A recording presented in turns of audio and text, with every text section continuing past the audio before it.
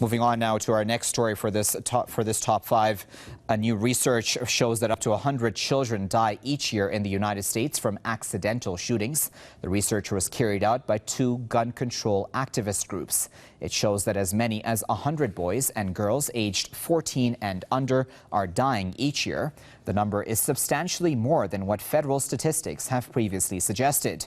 Researchers found that some 70% of the deaths identified during the 12 months of the survey could have been prevented if the guns were properly stored away. Studies have shown that a third of American children live in homes with guns and that nearly 2 million live in homes where those guns are both loaded and unlocked.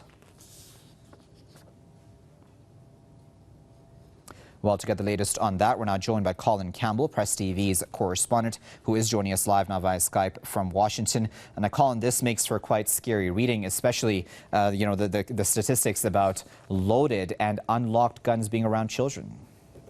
Yeah, this is a very grave statistic that really shows you the realities of what's happening here in the U.S. and what is being actually reported. Now, we all know about the gun violence that happens in the United States, from the mass shootings to the random shootings and, of course, the accidental shootings at home and what the media reports. But now we find that through this study, it's happening a lot more than we actually knew before. And this is deeply troubling for a lot of gun control activists who already believe that too many people are getting shot as it is, never mind the additional amount of people that we now know about. Furthermore, we're even hearing cases about people who try to practice gun safety but still end up getting shot. Like in a recent case in North Carolina, where a man and a friend of his were talking about gun safety and reviewing their guns. Through a mishandling of the gun, one person was shot and he later died.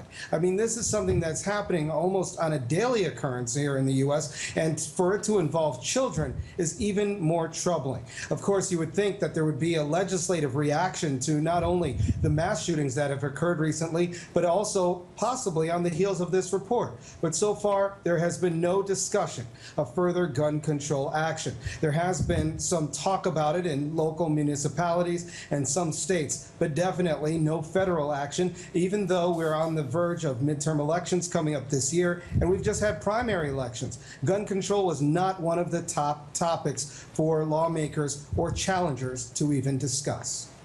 I want to pick up on the last point you made about, the muted response to all of this, Colin. Is that to do with the fact that, this is a very sensitive topic for most Americans, especially because of, their reading of the Constitution, and secondly, obviously the NRA and its strength in the country. Sure. Is this going to change going forward, do you think, or will this pretty much be the status quo? Right now, it's going to be the status quo. The National Rifle Association, which you discussed just a second ago, they are a very powerful lobbying group. I mean, they donate millions of dollars to lawmakers in various states, and of course these lawmakers are influenced by that money. And of course their critics, they call our government system a kleptocracy, meaning that they steal elections through the use of major money donors and through money. But this is something that has become systematic. Of course, we've seen movements of trying to unravel all of this, but they have been unsuccessful. If you look at what the political parties have emerged going into these recent elections, we hear a lot more from the Tea Party candidates, which are definitely more for the Second Amendment in keeping guns and limiting gun control than we've heard about, say, the Occupy movement, for example, which basically no one even knows if they still exist or still are an active movement. Of course, if you talk to people from that movement, they would say they're being active, but in comparison to the Tea Party, they are very diminutive. So you have the Tea Party, you have their candidates who are both pushing this Second Amendment and limiting gun control, even as states really would like to see stricter background checks, checks on those who are mentally ill, those who have children, if there should be a limitation for guns with children in the home. All of these have been discussed, but on a very low level, and they're not being addressed on a nationwide level, on a federal level, and that's what a lot of gun control activists would like to see. Okay, Colin, as always, thanks a lot for that.